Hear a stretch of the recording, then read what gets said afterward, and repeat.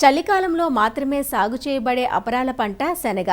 ప్రాంతాన్ని బట్టి, పంటల సరళిని బట్టి సెప్టెంబర్ మాసం నుంచి నవంబర్ మాసం వరకు విత్తుకుంటూ ఉంటారు. సెప్టెంబర్లో విత్తిన పంట పెరుగుదల దశలో ఉండగా ఆ తరువాత కాలంలో విత్తింది లేత దశలో ఉంది. శనగ సాగులో ప్రధాన సమస్య చీడపీడలు. అందులో ముఖ్యంగా శనగపచ్చ పురుగు, పచ్చరబ్బురు పురుగు, ఎండు తెగులు వంటివి అధిక నష్టం కలిగిస్తున్నాయి. ఇటీవలి కాలంలో చెదల సమస్య కూడా శనగలో కనిపిస్తోంది. వీటిని ఒక పక్క ప్రణాళికతో నివారించుకుంటే శనగ నుంచి మంచి దిగుబడులు పొందే ఆస్కారం ఉంది. శనగలో పచ్చపురుగు, పచ్చరబ్బురు పురుగు, చెదలు, ఎండు తెగుళ్ల నివారణకు చేపట్టాల్సిన సమగ్ర యాజమాన్యం గురించి వివరిస్తున్నారు ఆచార్య ఎన్జీ రంగా వ్యవసాయ విశ్వవిద్యాలయం, పశ్చిమ గోదావరి జిల్లా ఉండి కృషి విజ్ఞాన కేంద్రం శాస్త్రవేత్త డాక్టర్ కృష్ణాజీ. శనగ పంటలో ఆశించేటువంటి పురుగుల విషయానికి వచ్చినట్లయితే ప్రధానంగా శనగ పచ్చ పురుగు అనేది ప్రధానమైనటువంటి సమస్య. శనగ పండించేటువంటి అన్ని ప్రాంతాల్లో కూడా ఈ పచ్చ పురుగు అనేది పంటను ఆశించి నష్టం కలగజేయడం జరుగుతుంది. ఈ పచ్చ పురుగు అనేది సాధారణంగా పూత దశ నుంచి కాయబట్టేటువంటి దశలో ఎక్కువగా పంటను ఆశించి నష్టం కలగజేస్తూ ఉంటుంది. దీని యొక్క తల్లి పురుగులు లేత భాగాల్లో అంటే మొగ్గలపైన కానీ లేత ఆకులపైన, లేత కాయలపైన ఒక్కొక్కటిగా గుడ్లు పెట్టడం జరుగుతుంది. మనం రైతులు కనుక జాగ్రత్తగా గమనించినట్లయితే మనకు ఈ లేత భాగాలపైన గసగసాల గింజల మాదిరిగా ఉండేటువంటి చిన్న చిన్న గుడ్లు అనేవి మనం గమనించుకోవచ్చు. ఈ గుడ్ల నుంచి బయటకు వచ్చినటువంటి పిల్ల పురుగులు పూత మరియు కాయలను ఆశించి నష్టం కలుగజేస్తూ ఉంటాయి. ఈ పురుగు యొక్క మూడవ దశ నుంచి కాయల్ని తొలిచి లోపల ఉండేటువంటి గింజలను తినేయడం వల్ల నష్టం అనేది చాలా ఎక్కువగా ఉంటుందన్నమాట. ఈ పురుగు యాజమాన్య విషయానికి వచ్చినట్లయితే కేవలం మందుల ద్వారానే కాకుండా అన్ని రకాల సమగ్ర సస్యరక్షణ పద్ధతులు పాటించినట్లయితే కనుక తక్కువ ఖర్చుతో పర్యావరణానికి ఎలాంటి హాని కలగకుండా మంచి దిగుబడి సాధించడానికి అవకాశం ఉంటుంది. ముందుగా తొలి దశలో ఎక్కడైతే ఇప్పుడు గుడ్లు గమనించిన వెంటనే తొలి దశలో వేప నూనె లీటర్ నీటికి 5 మిల్లీలీటర్ల చొప్పున కలుపుకొని పిచికారీ చేసినట్లయితే తొలి దశలో ఉండేటువంటి గుడ్లను కానీ లేదా తొలి దశలో ఉండేటువంటి పిల్ల పురుగులను కానీ మనం నివారణ చేసుకునే దానికి వీలవుతుంది. లేదా అవకాశం ఉన్నటువంటి పక్షంలో 5% వేప గింజల కషాయాన్ని పిచికారీ చేసుకున్నా కానీ మనకు మంచి రిజల్ట్స్ అనేవి, మంచి ఫలితాలు అనేవి ఉండేదానికి అవకాశం ఉంటుందన్నమాట. తర్వాత కొద్దిగా ఎదిగినటువంటి పురుగులను కంట్రోల్ చేయడానికి ఎకరాకు 400 గ్రాముల బీటీ మందు, బ్యాసిల్లస్ తురింజెన్సిస్ అనేటువంటి మందు కానీ లేదా 200 మిల్లీలీటర్ల ఎన్పివి వైరస్ ద్రావణం కానీ పిచికారీ చేసినట్లయితే తొలి దశలో ఆశించేటువంటి పిల్ల పురుగులను మనం కంట్రోల్ చేసుకునేదానికి అవకాశం ఉంటుందన్నమాట. చివరిగా బాగా ఎదిగినటువంటి పురుగులను కంట్రోల్ చేసుకోవడానికి లీటర్ నీటికి 1 గ్రాము ఎస్ఫేట్ కానీ లేదా 2 మిల్లీలీటర్ల క్వినాల్ఫాస్ కానీ లేదా 1 మిల్లీలీటర్ ఇండాక్సాకార్బ్ అనేటువంటి మందు కానీ లేదా 0.35 గ్రాముల స్పైనోసాడ్ అనేటువంటి మందుల్లో ఏదో దాన్ని కలుపుకొని పిచికారీ చేసినట్లయితే కనుక కొద్దిగా ఎదిగినటువంటి పురుగులను మనం కంట్రోల్ చేసుకోవచ్చు. దీంతో పాటుగా ఎకరాకు 4 చొప్పున లింగాకర్షక బుట్టలు పెట్టినట్లయితే దాంట్లో పడేటువంటి పురుగుల ఉధృతిని బట్టి తద్వారా మనం నివారణ చర్యలు చేపట్టినట్లయితే కనుక రైతుకు లాభసాటిగా ఉండేదానికి అవకాశం ఉంటుంది. దీంతో పాటుగా సాయంత్రం వేళల్లో పొలంలో కనుక బొరుగులు అంటే మొరమరాలు అంటాము, ఈ మొరమరాలు కానీ బొరుగులు కానీ పొలంలో కనుక చల్లినట్లయితే ఈ బొరుగులకు అట్రాక్ట్ అయ్యి మనకు ఈ పక్షులు కానీ కొంగలు కానీ ఎక్కువగా పొలానికి రావడము, తద్వారా పొలంలో ఆశించినటువంటి శనగపచ్చ పురుగులను పక్షులు ఏరుకొని తినడం కూడా మనం చేయొచ్చు. కాబట్టి ఈ ప్రక్రియను కూడా రైతాంగం కూడా అవలంబించుకున్నట్లయితే కనుక చాలా బాగుంటుంది అనమాట. దీంతో పాటుగా అక్కడక్కడ పక్షులు కూర్చోడానికి వీలుగా ఎకరానికి 10 చొప్పున ఈ పక్షి స్థావరాలు లేదంటే పంగలకర్రలు కనుక ఏర్పాటు చేసినట్లయితే కనుక పక్షులు చాలా తొందరగా మన పొలానికి రావడానికి కూడా అవకాశం ఉంటుందన్నమాట. ఇక రెండవది పచ్చ రబ్బరు పురుగు. ఈ పురుగు అనేది మనకు పంట తొలి దశలో ఆశిస్తుంది. దీని యొక్క తల్లి పురుగులు లేత ఆకులపైన గుంపులుగా గుడ్లు పెట్టి ఆ గుడ్ల పైన పసుపు రంగులో ఉండేటువంటి నూగు లాంటి వెంట్రుకలతో కప్పి ఉంచుతాయి అన్నమాట. ఈ గుడ్ల నుంచి బయటకు వచ్చినటువంటి పిల్ల పురుగులు ముందుగా ఆకులను గీకి తిని ఆకులు అంతా కూడా జల్లెడ ఆకుల మాదిరిగా తయారు చేస్తాయి.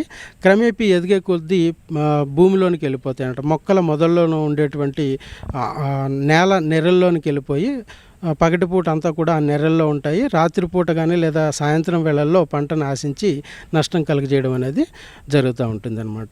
పంట తొలి దశలో అంటే పురుగు ఉధృతి గుంపులుగా ఉన్నప్పుడు పురుగు చిన్నగా ఉన్నప్పుడు 5% వేప కషాయం కానీ లేదా 5 మిల్లీలీటర్ల వేప నూనె కానీ 1 లీటర్ నీటికి కలుపుకొని పిచికారీ చేయడం ద్వారా తొలి దశలో పురుగులను మనం నివారణ చేసుకోవచ్చు. కొద్దిగా ఎదిగిన పురుగుల నివారణ కోసం లీటర్ నీటికి 1.5 గ్రాముల థయోడికార్బ్ అనేటువంటి మందు కానీ లేదా ఒక గ్రాము ఎసిఫేట్ అనేటువంటి మందు కానీ లేదా 1 మిల్లీలీటర్ ఇండాక్సాకార్బ్ అనేటువంటి మందుల్లో ఏదో ఒక దాన్ని కలిపి పిచికారీ చేసినట్లయితే కనుక బాగా ఎదిగినటువంటి పురుగులను కూడా మనం నివారణ చేయడానికి వీలవుతుంది. కొన్ని ప్రాంతాల్లో చెద పురుగులు కూడా ఆశిస్తూ ఉంటాయి. ఎందుకంటే మనకు శనగ అనేది వర్షాధారంగా పండించేటువంటి పంట, నీళ్లు పెట్టడం ఏమి ఉండదు కాబట్టి కొన్ని ప్రాంతాల్లో చెద పురుగులు కూడా మనకు ఆశించి పంటను నష్టం చేయడం జరుగుతుంది. ఈ చెద పురుగులు ఏం చేస్తాయంటే మనకు వేళ్లలో కానీ తర్వాత కాండం లోపలికి తొలుచుకొని వెళ్ళిపోయి లోపలంతా ఖాళీలు ఏర్పరచడం జరుగుతుంది.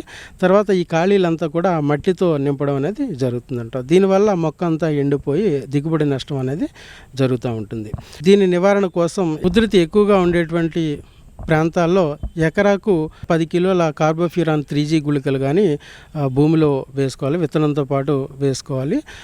దీంతో పాటుగా కిలో విత్తనానికి 12.5 మిల్లీలీటర్ల క్లోరిపైరిపాస్ మందుతో విత్తన శుద్ధి చేసుకున్నా కానీ చెదపురుగుల ఉధృతి మన పొలంలో రాకుండా చేసుకునేదానికి అవకాశం ఉంటుంది.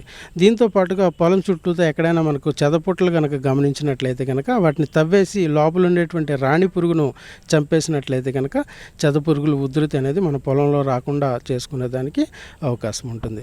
ఇక తెగుళ్ళ విషయానికి వచ్చినట్లయితే ఇందులో ప్రధానంగా వచ్చేది ఎండు తెగులు అన్నమాట. ఈ ఎండు తెగులు అనేది పంట తొలి దశలో ఎక్కువగా రావడం జరుగుతుంది. పొలంలో ఎక్కడైతే మన తగ్గు ప్రాంతాలు ఉంటాయో తర్వాత నీరు నిలబడి ఉంటుందో అలాంటి ప్రాంతాల్లో ఈ ఎండు తెగులు అనేది పంటను ఆశించడం జరుగుతుంది.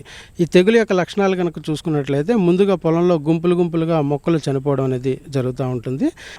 దీని నివారణ విషయానికి వచ్చినట్లయితే దీని యొక్క శిలీంద్ర బీజాలు అనేవి భూమి లోపలే చాలా కాలం బతికుంటాయి. అంటే సుమారుగా 6 సంవత్సరాల దాకా బతికుండి తర్వాత మనము శనగ పంట వేసినా కానీ ఆ పంటను ఆశించి నష్టం కలగజేయడం అనేది జరుగుతుంది. ఇక యాజమాన్యం విషయానికి వచ్చినట్లయితే కనుక ఎక్కడైతే మనకి ఎండు తెగులు సమస్య ఉందో అలాంటి ప్రాంతాల్లో తెగులను తట్టుకునేటువంటి JG11 అనేటువంటి రకం కానీ JG130 అనేటువంటి రకం కానీ జాకీ 9218 అనేటువంటి రకం కానీ కాక్2 అనేటువంటి రకాలలో ఏదో ఒక దాన్ని మనం విత్తనం వేసుకోవాలి. దీంతో పాటుగా ఉధృతి కొద్దిగా తట్టుకునేటువంటి రకాలు ICCV 10 కానీ ICCV 37 వంటి రకాలను కూడా సాగు చేసుకున్నట్లయితే కనుక ఈ తెగులు మన పొలంలోకి రాకుండా చేసుకునేదానికి అవకాశం ఉంటుంది. తెగులు ఆశించేటువంటి ప్రాంతాల్లో విత్తన శుద్ధి అనేది తప్పనిసరిగా చేసుకోవాలి. దీనికోసం కిలో విత్తనానికి 5 నుంచి 10 గ్రాముల ట్రైకోడర్మా విరిడి మందుతోను దాంతోపాటుగా 2 గ్రాముల కార్బనిజం మందుతో విత్తన శుద్ధి చేసుకున్నట్లయితే కనుక చాలా వరకు ఈ ఎండు తెగులు రాకుండా మనం చేసుకునేదానికి అవకాశం ఉంటుంది. ఇక రెండవది మొదలు కుళ్ళు తెగులు. శనగ వేసేటువంటి కొన్ని ప్రాంతాల్లో ఈ మొదలు కుళ్ళు తెగులు అనేది పంటను ఆశించడం జరుగుతుంది. ఈ తెగులు ఎక్కడ వస్తుంది అనుకుంటే మనకు భూమిలో సేంద్రియ పదార్థం సరిగ్గా కుళ్ళకుండా ఉన్నట్లయితే కనుక అలాంటి ప్రాంతాల్లోనూ తర్వాత ఉదజని సూచిక తక్కువగా ఉండేటువంటి భూముల్లోనూ ఈ తెగులు శనగ పంటను ఆశించడం అనేది జరుగుతూ ఉంటుందన్నమాట.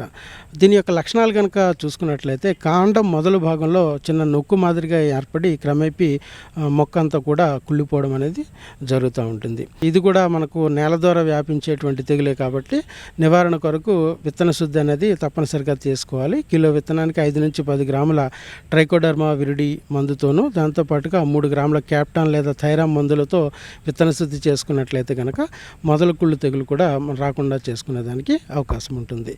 ఇక చివరిగా వేరు కుళ్ళు తెగులు, డ్రై రూట్ రైట్ అంటాము. ఈ తెగులు సాధారణంగా మనకు పూత దశ నుంచి పంట చివరి వరకు కూడా శనగ పంటను ఆశించడం జరుగుతూ ఉంటుంది. మనకు భూమిలో ఉష్ణోగ్రత ఎక్కువగా ఉన్నట్లయితే కనుక అంటే మనకు వర్షాలు ఎక్కువగా పడకపోవడము బెట్ట పరిస్థితుల్లో ఉన్నటువంటి ప్రాంతాల్లో భూమిలో ఉష్ణోగ్రత ఎక్కువగా పెరిగిపోయినట్లయితే కనుక అలాంటి సమయంలో ఈ వేరుకుళ్ళు తెగులు అనేది పంటను ఆశించడం జరుగుతుంది. దీని యొక్క లక్షణాలు కనుక చూసుకున్నట్లయితే కనుక మనకు మొక్క అంతా కూడా గుంపులుగా చనిపోవడం అనేది జరుగుతుంది. తర్వాత తల్లి వేరు కూడా ఎండిపోయి సులువుగా ఊడి రావడం అనేది జరుగుతుంది అనమాట. వేళ్ళు కూడా మనకు నల్లగా నల్లగా మారిపోవడం అనేది గమనించవచ్చు.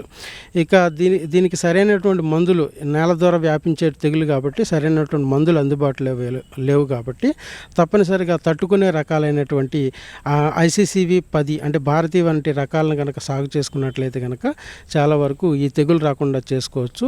దీంతో పాటుగా జొన్న లాంటి పంటలతో పంట మార్పిడి అనేది చేసుకోవాలన్నమాట. ఈ రకంగా కొన్ని మేలైనటువంటి యాజమాన్య పద్ధతులు పాటించుకున్నట్లయితే కనుక మనకు రబీలో వేసేటువంటి శనగ పంటలో మంచి దిగుబడులు సాధించడానికి అవకాశం ఉంటుంది.